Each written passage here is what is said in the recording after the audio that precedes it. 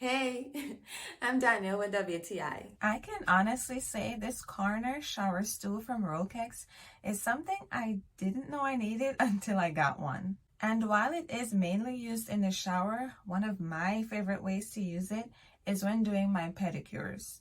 Prior to getting this stool, my feet would be on the floor and I would have to bend over, which is quite uncomfortable. But this stool brings my feet to me, which makes doing my pedicures so much easier and less stressful on my body. I like that it's sturdy but lightweight, so I can easily take it to whatever room I need it and use it for a number of different purposes without worrying about it falling apart.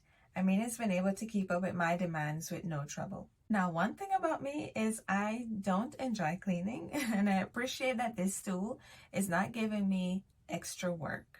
Maintenance on it is a breeze. I'm really happy I don't have to worry about it rusting over time, and when I do get water in it, it's easy to wipe with a cloth or even let it air dry. And when I'm not using it, because it's nice and compact, I can tuck it away neatly.